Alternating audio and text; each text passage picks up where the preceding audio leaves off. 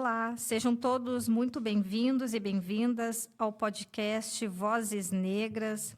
Aqui vamos falar sobre a saúde da população negra, promovendo a educação permanente e fortalecendo diálogos essenciais entre a academia e a comunidade. Hoje a gente tem a enfermeira Lohane Farias, uma enfermeira preta e obstetra maravilhosa, e a enfermeira Sônia Venâncio, que também é uma enfermeira preta, mas que trabalha com a saúde mental. Eu vou deixar as meninas hoje, então, elas se apresentarem e a gente segue o baile com as nossas entrevistas, tá? Gurias, fiquem bem à vontade, mas é uma reflexão mesmo sobre a saúde da população em Porto Alegre. Fiquem bem tranquilas. Bem, tá? então. Vamos começar pela Lohane? Pode ser. Bora lá. Então, como a Cris me apresentou, eu sou a Lohane Farias. Eu sou enfermeira há 16 anos, mais ou menos. Me formei, então, e eu gosto muito de falar dessa instituição, porque eu sou muito orgulhosa de ter me formado pela primeira turma do IPA. E segui meu caminho, então, desde o início pela saúde da mulher, onde também sou muito apaixonada. Trabalhei em alguns lugares onde exerci coordenação e tudo mais, e hoje eu trabalho numa instituição, então, na Zona Sul de Porto Alegre, numa unidade básica de saúde. E também tenho 2 empresas, que é a Arvorecer Cursos, né, que foi onde eu senti a necessidade de levar conhecimento para meus colegas, principalmente sobre práticas avançadas em enfermagem. E tenho uma empresa que eu faço atendimento, então, que é a Laços Materno-Infantil, que é onde eu faço todo o cuidado materno-infantil desde a pré-concepção, né, até os 2 anos de vida do bebê. E agora tem mais inserção de DIU e Implanon para as mulheres que desejam, então, tanto no pós-parto imediato, quanto após 40 dias pós-parto. Então, essa sou eu. Que legal. Então, Lohane, vou começar por você, tá? Vamos falar um pouquinho sobre a mortalidade materna, tá? Entre as mulheres negras no Brasil, que a gente sabe que é bem alta, né? Sim.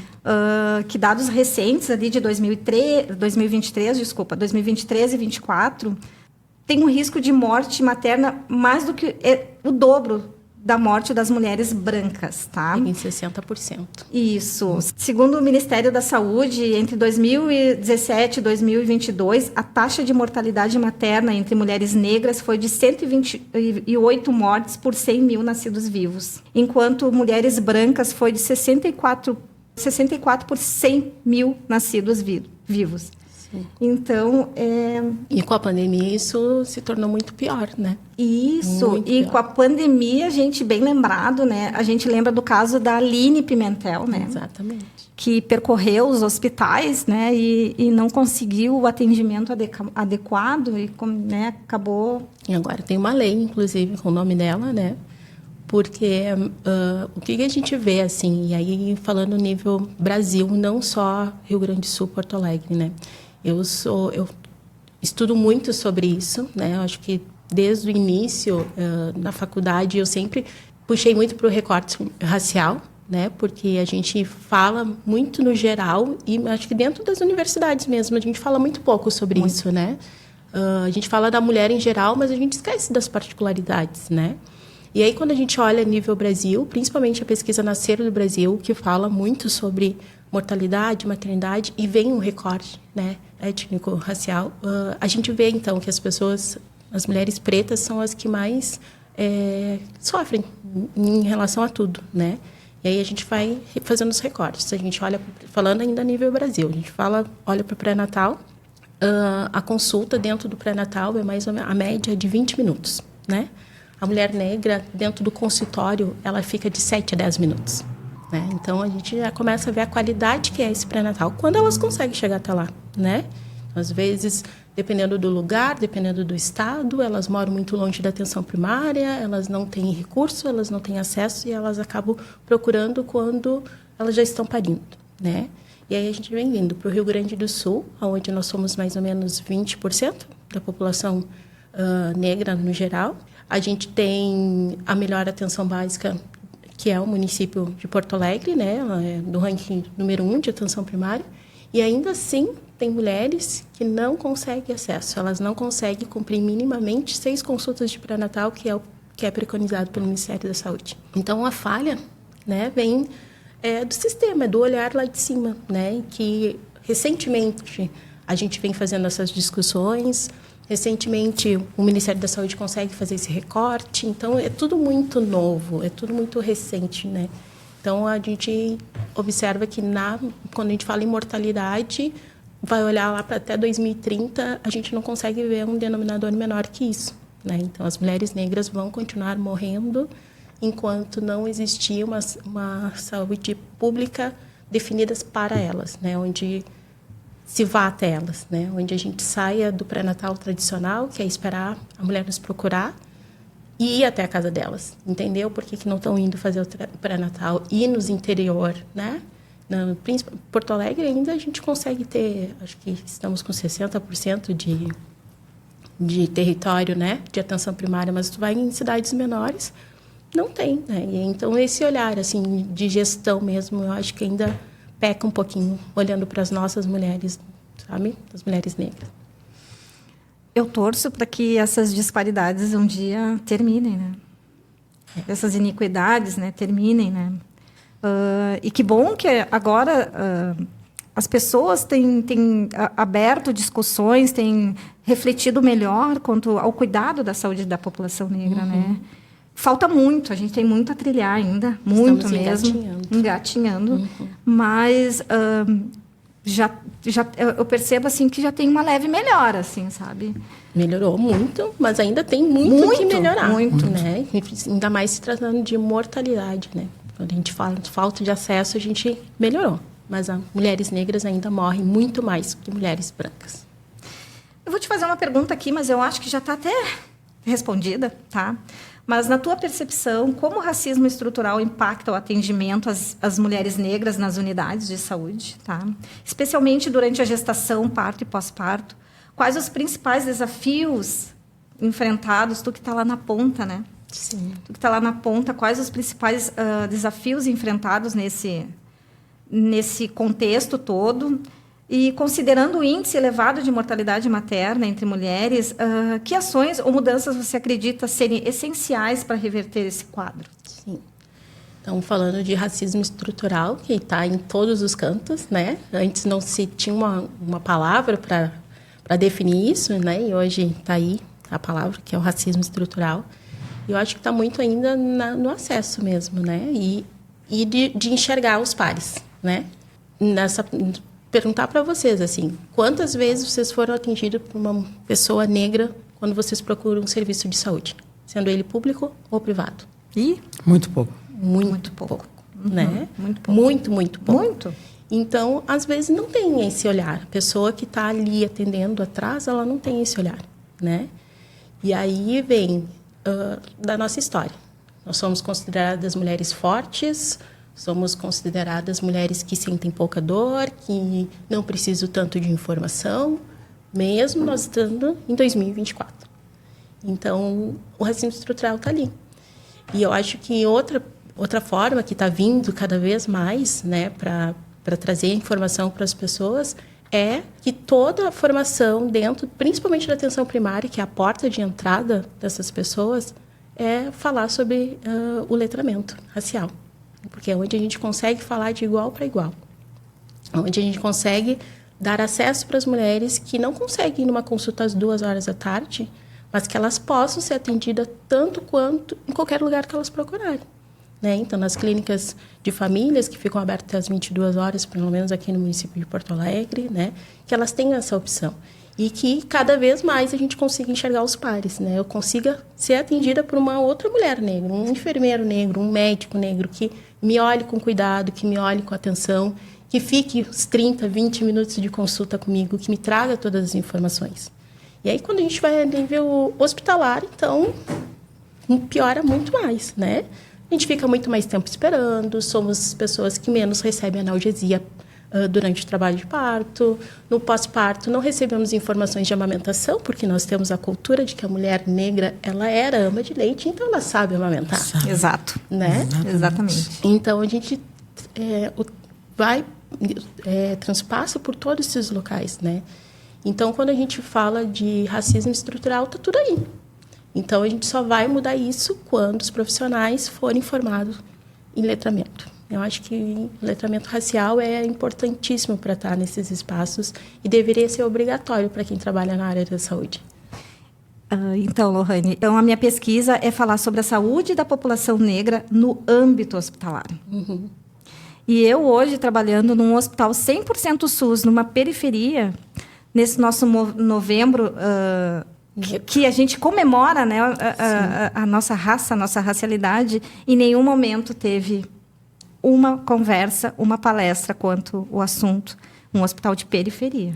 Que vou te dizer que quase que 80% dos atendimentos são para pessoas negras. Exatamente. Triste. Muito triste. Então, acho que formação, né, Cris? Quando a gente fala em formação, a gente consegue mudar muita coisa dentro da saúde, né? Então, se eu me formei lá em 2008 e eu ficar estagnada, minha paciente não vai receber o mesmo recurso de quem continuou estudando, de quem fez uma pós-graduação, de quem fez uma especialização, de quem vai para congresso, quem, sabe? Então, quando a gente forma os profissionais, e eu acho que a minha empresa Arvorecer, ela vem muito para nesse sentido, assim, né, de estar sempre movimentando as pessoas, não deixar elas estagnadas no mesmo lugar, porque a gente atende ao outro, né? Então, o nosso trabalho ele vai refletir quando o outro fica bem, né? Ou minimamente a gente consegue trazer um conforto para aquela pessoa que está ali, falando sobre tudo, né?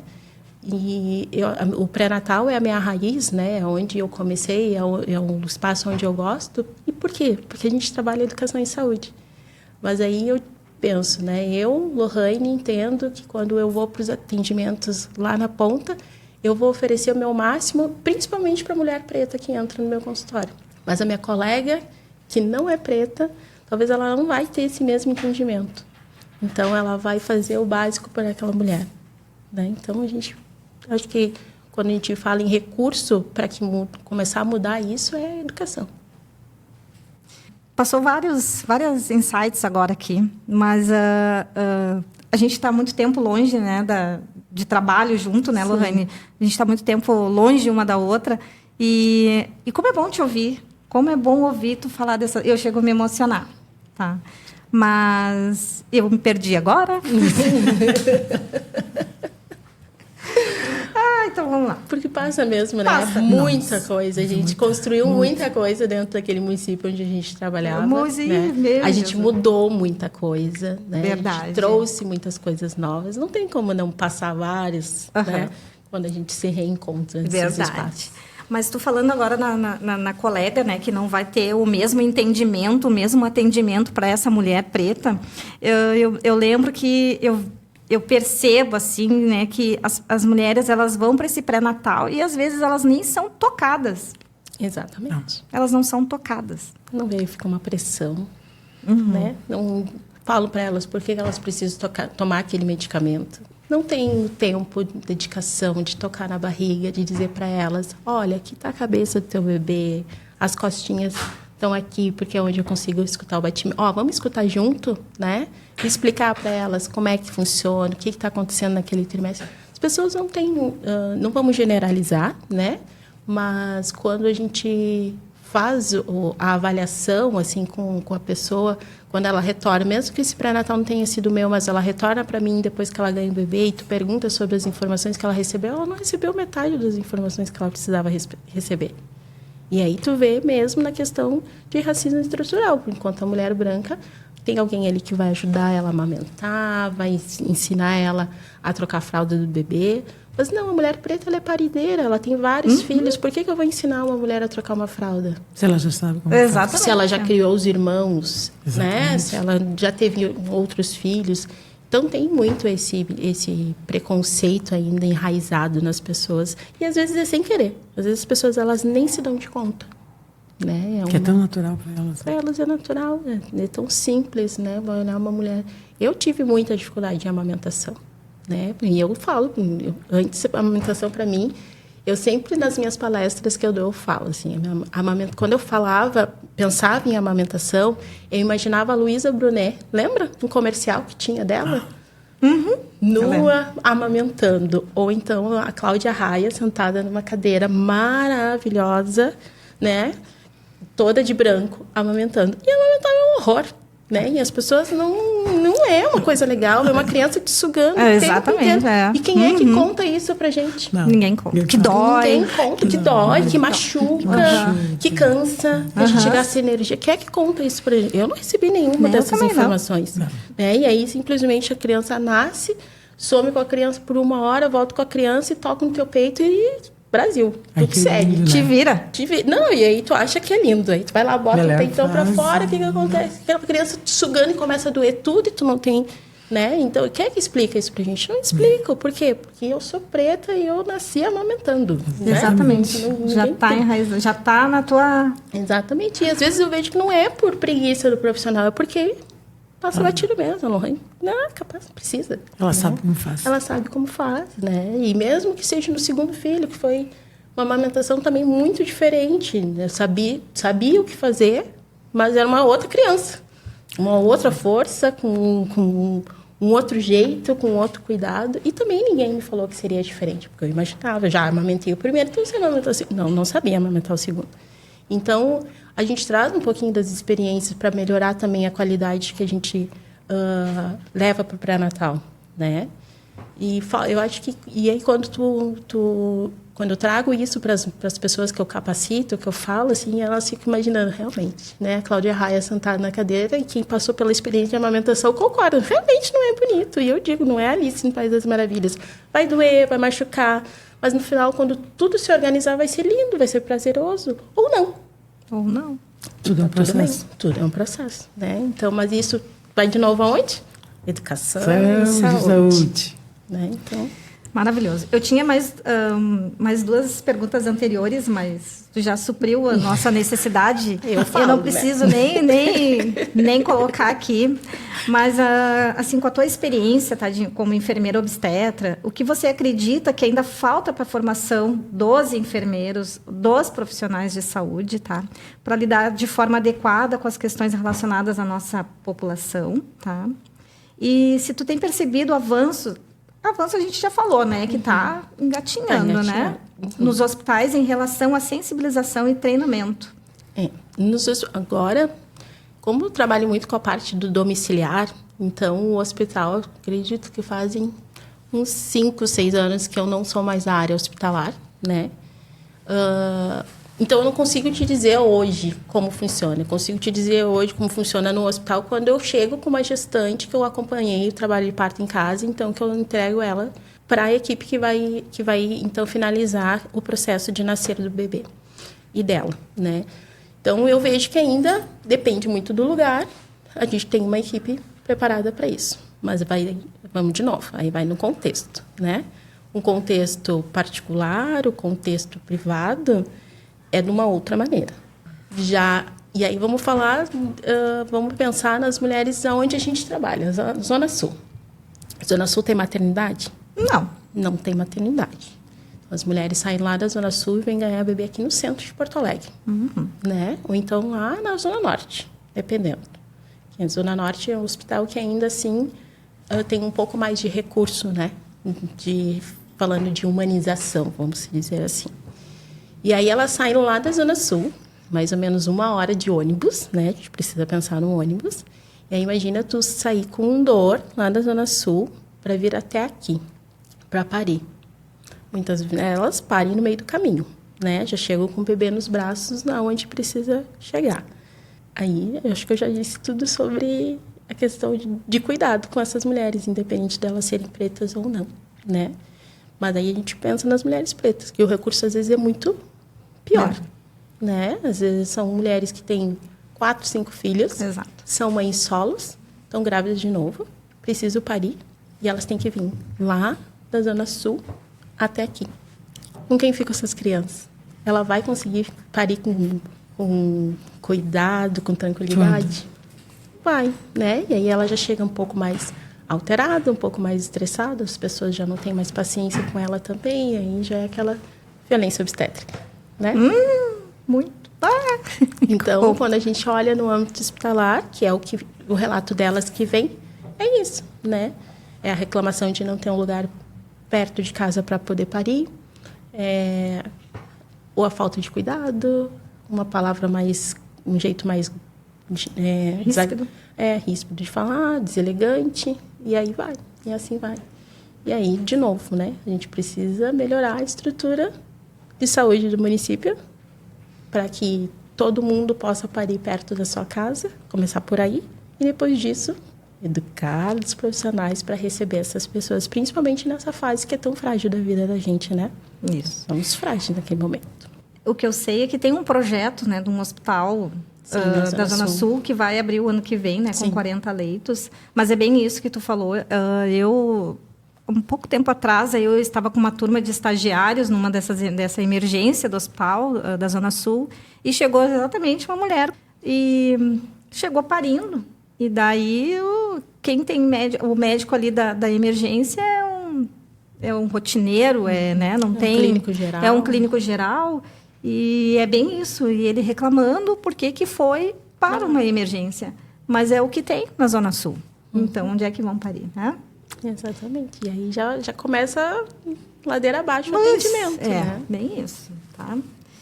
Então, quais ações ou iniciativas que tu considera mais urgente para promover essa mudança nesse nosso cenário aí que está acontecendo? Acho que olhar para cada território, entender a estrutura que se tem hoje, né? Olhando no olhar materno-infantil, assim.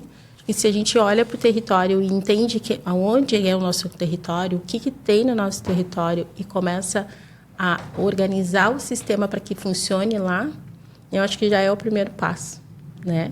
E depois, como o nosso município ele é terceirizado, né? A atenção primária hoje ela é quase que 100% terceirizada. Eu acho que o governo ele precisa também dar subsídios para que as empresas que tomaram conta do município em cada parte, né, possam também fazer com que os seus funcionários sejam educados quanto a isso, né, que tenham capacitações, que ofertem especializações, né, para as pessoas cada vez mais poder prestar um melhor atendimento, né? Então, enquanto a gente está estudando, a gente está produzindo evidência e a gente está atendendo as pessoas com evidência, né? E eu acho que falta um pouco isso. A atenção primária de Porto Alegre é maravilhosa. Não é porque eu trabalho na atenção primária, né? Mas a gente vê pelos dados, pelas metas alcançadas, é uma atenção primária que funciona. Quando a gente vai para fora de Porto Alegre, a gente fica olhando os municípios que ainda estão engatinhando em coisas que a gente já faz há muito tempo. Tem municípios que estão engatinhando ainda. Então, acho que dá para cada vez melhorar mais. E a gente só melhora quando a gente estuda. É verdade. E quem ganha? É a população. A população, né? Exatamente. População. Eu acho que vou fazer a última pergunta. Quanto ao planejamento familiar, o que tem sido ofertado à população negra nos serviços? E o que tu acredita, assim, que as políticas e práticas atuais são efetivas para atender às necessidades desta população? E quais os desafios específicos você percebe no acesso e na adesão das mulheres? Então, planejamento familiar, ele está aí, para nós está dado, mas a comunidade às vezes nem sabe que existe, né? DIU. Vocês sabiam que coloca o DIU na atenção primária hoje em dia? Acho que a metade da população não sabe que se coloca DIU na atenção primária de Porto Alegre. Não sabe? Não sabe, né?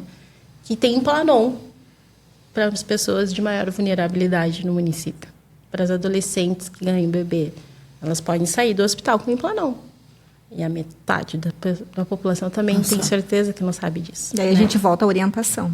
A orientação. Então, não é divulgado, né? Então, o que se tem hoje? O que é a primeira coisa que quando chega uma adolescente no posto de saúde para pedir um método contraceptivo?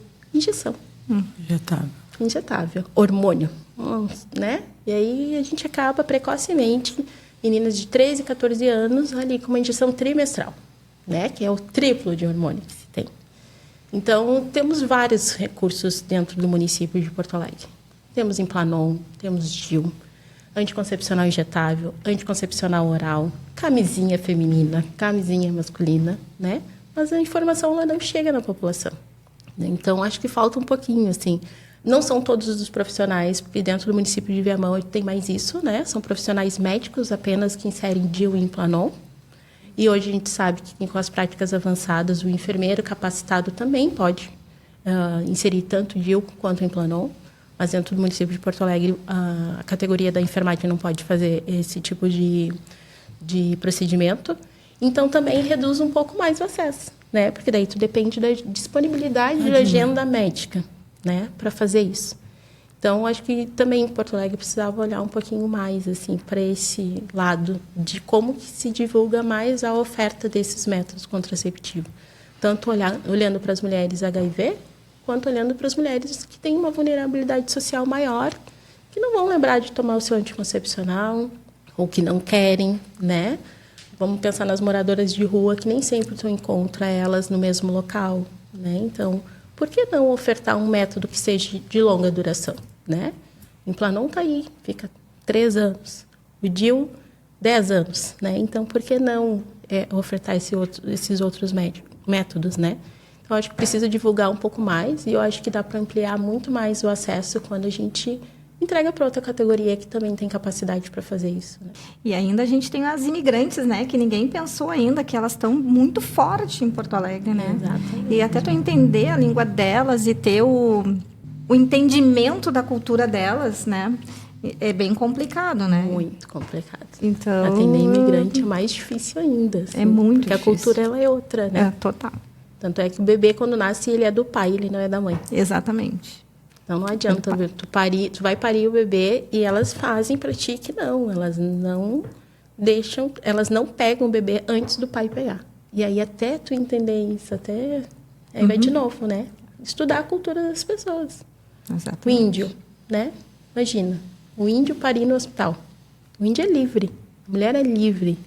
Imagina eles parindo no hospital. O cacique não pode entrar não sei quem, não pode entrar, ela está ali sozinha, vulnerável, né? Então, falta um pouquinho as pessoas estudarem a cultura de cada população que vive no território da gente, né?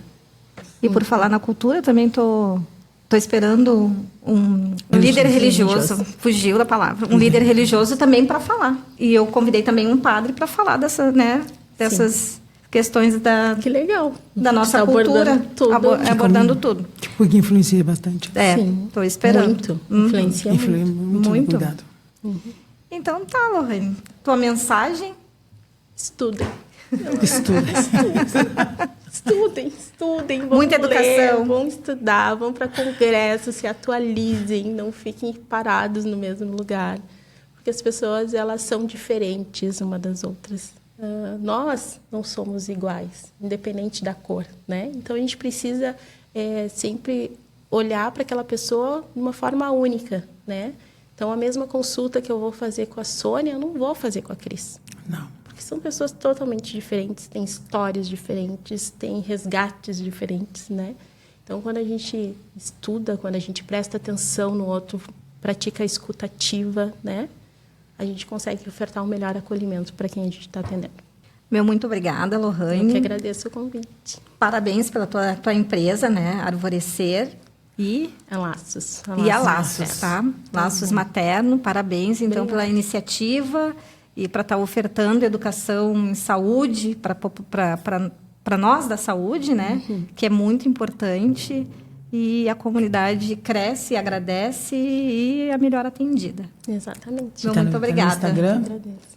Tem Instagram, tem tudo. Pode falar teu Instagram já, aproveita. Que a gente vai acompanhar. É o Arvorecer Cursos, o meu Instagram da parte de cursos, e Laços Materno Infantil, a parte de cuidado, então, as gestantes, puérperas e mulheres, no geral. Vamos acompanhar. Então tá, muito obrigada.